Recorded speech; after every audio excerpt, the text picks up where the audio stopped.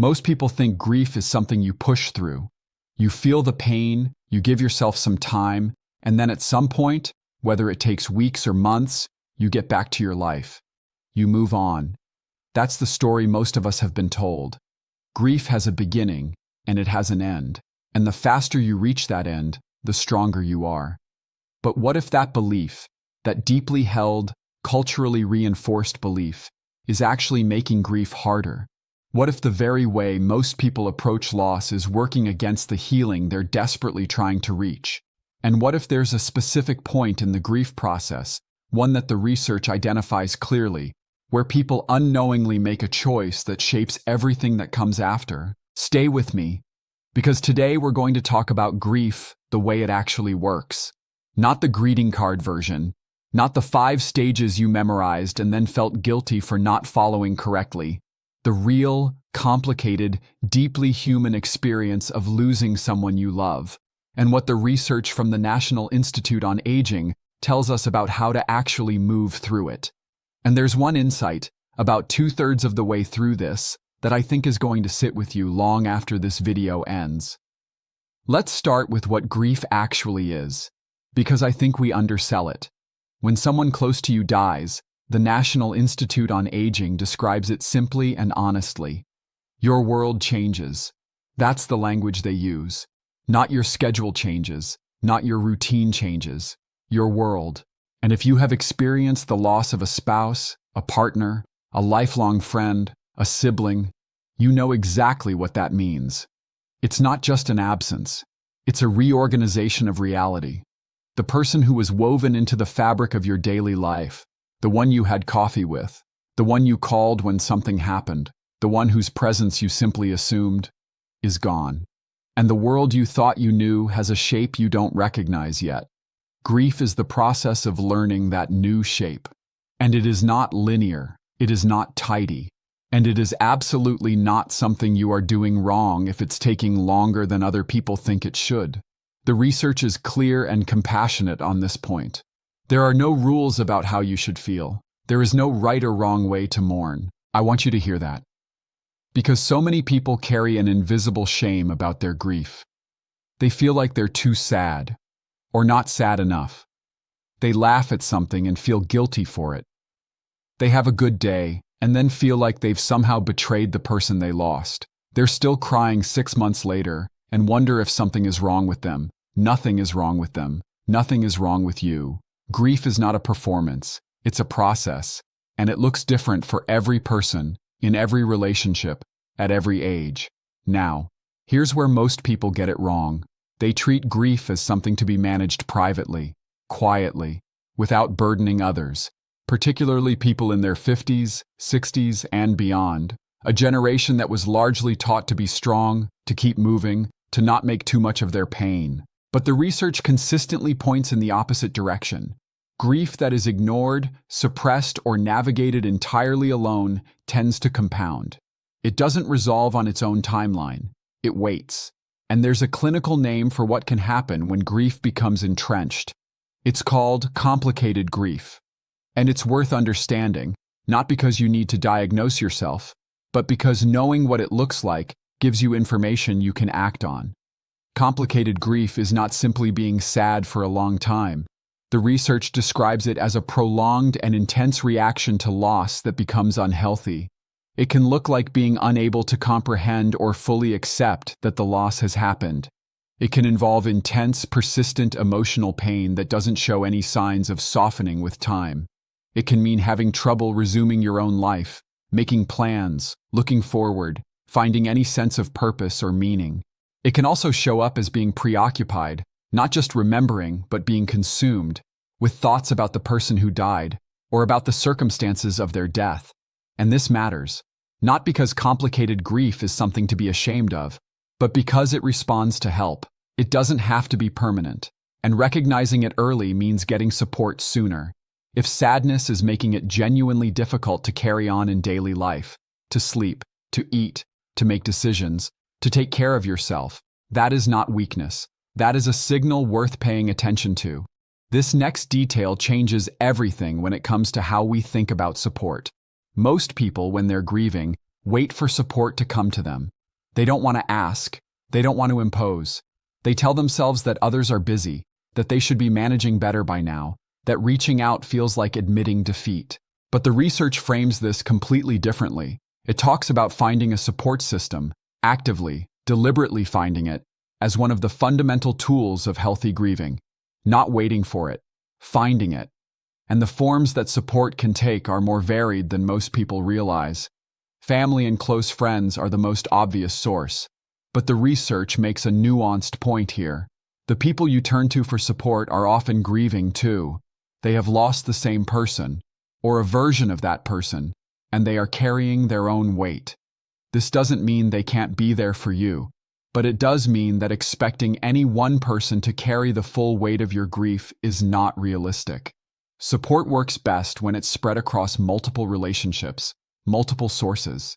One thing the research specifically highlights, and I think this is important, is that many people hesitate to bring up the name of the person who died because they worry it will be hurtful, that they'll remind the grieving person of something they're trying not to think about. But research suggests the opposite is often true. Many people who are grieving find it helpful, even healing, to talk directly about their loss, to hear someone say the name of the person they loved, to share stories, memories, specific details about who that person was. The fear of saying the name comes from a good place, but it can accidentally create silence where connection was needed. If you are someone who is grieving, consider giving the people around you permission to talk about your loved one. And if you are someone supporting a person who is grieving, consider saying the name, sharing a memory, asking what they miss most. It's a small act that can mean an enormous amount. Now let's talk about something the research addresses that doesn't get nearly enough attention in conversations about grief: the physical dimension. Grief is not only an emotional experience, it is a full-body experience. People who are grieving often have trouble sleeping, they lose interest in food, they have difficulty concentrating and making decisions. Their physical health can actually decline during periods of intense mourning if they're not intentional about taking care of themselves. And this is why doctors and researchers don't separate grief from physical health. They're connected. The stress that grief places on the body is real and measurable.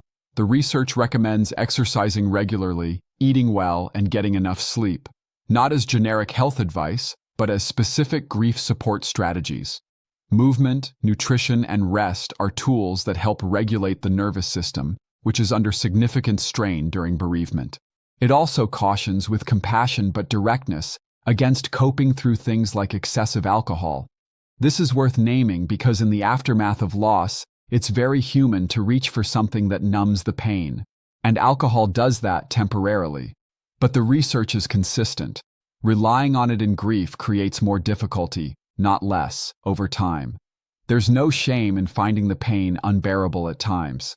But the tools that actually help are the ones that keep your body and your health intact enough to continue healing.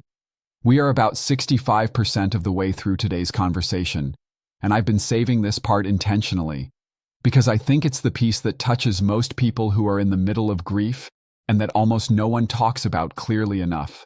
Losing a spouse or a long-term partner is different, not worse necessarily than other forms of loss, but different in a specific way that the research acknowledges directly.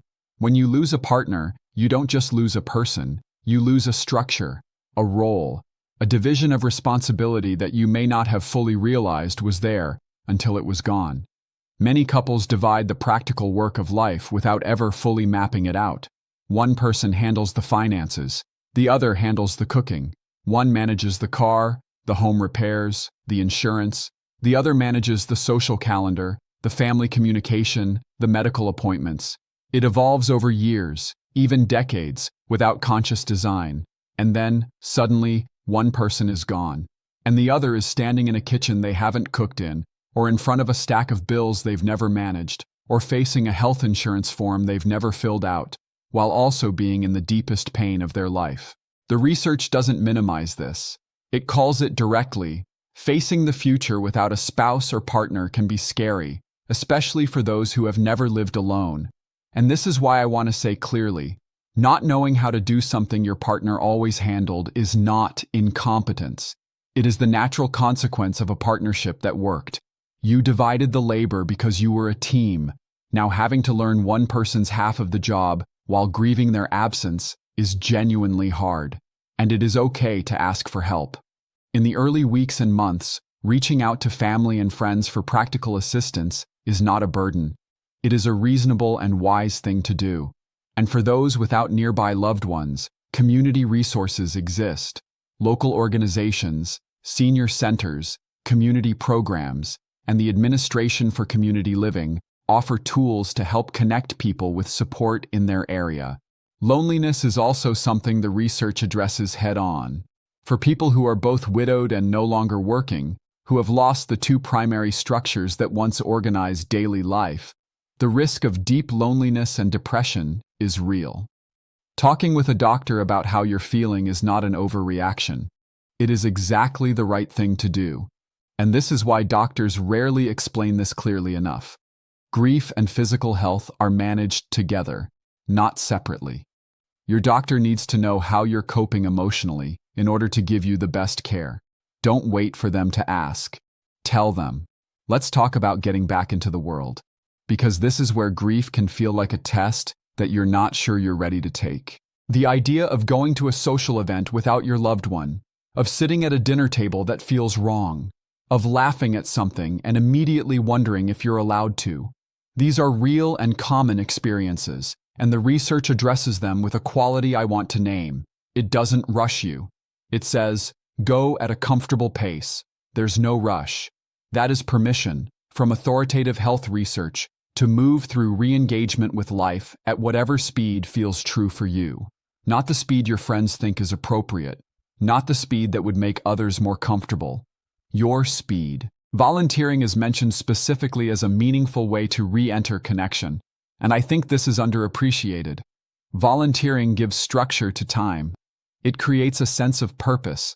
It puts you in contact with people outside your immediate circle of grief, and it orients your attention, at least for a few hours, outward rather than inward.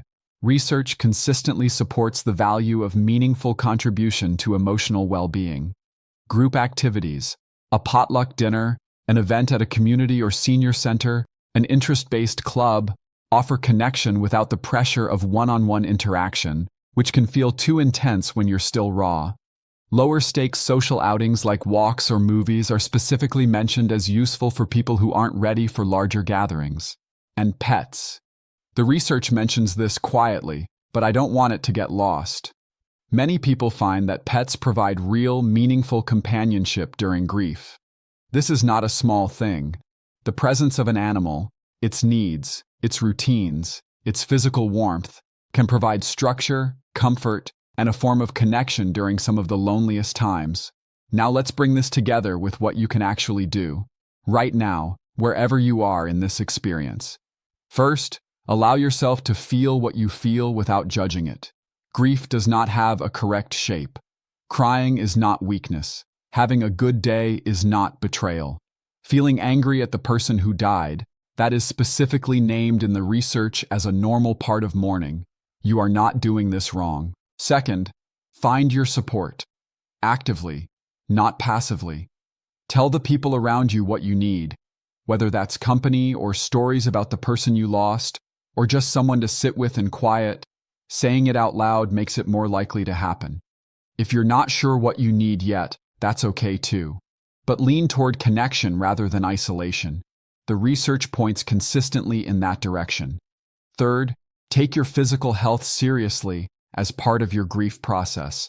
Sleep, movement, food.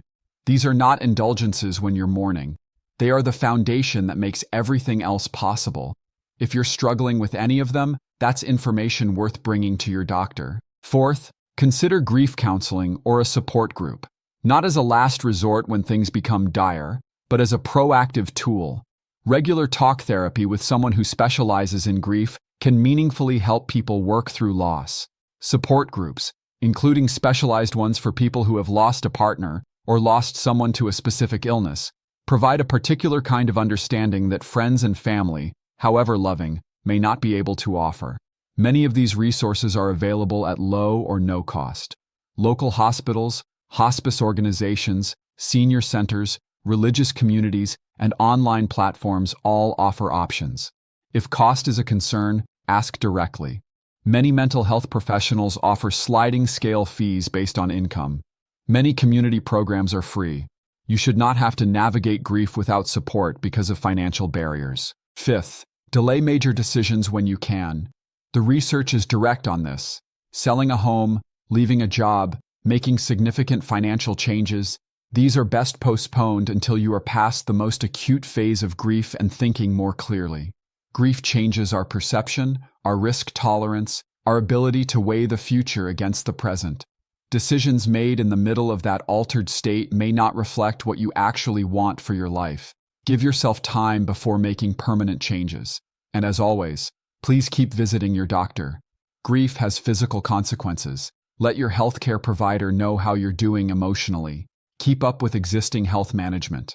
And if taking care of basic daily tasks, personal hygiene, meals, getting dressed, has become difficult, tell your doctor.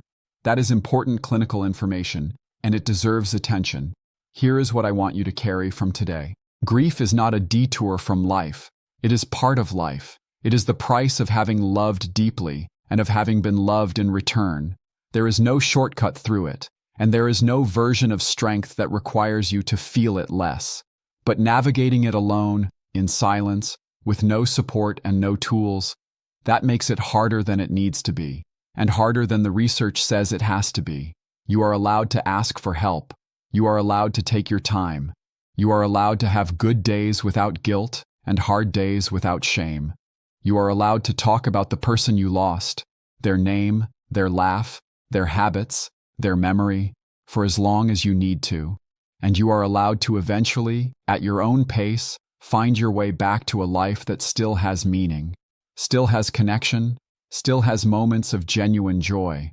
Not because you've forgotten, but because that is also what the people who loved us would want for us. In the next video, I want to talk about something that connects deeply to everything we've covered today: the relationship between social connection and long-term health as we age. Because the research on loneliness and its effects on the aging body is some of the most striking and underreported in all of health science. And if you are navigating grief, or simply navigating the quieter life that can come with getting older, it is information that could genuinely change how you think about your daily choices. If you want to keep aging with awareness, with real information, and with the kind of clarity that replaces fear with understanding, subscribe. That's what this channel is built on. Thank you for being here today. Grief is hard, and you are not alone in it. Take care of yourself, and take it one day at a time.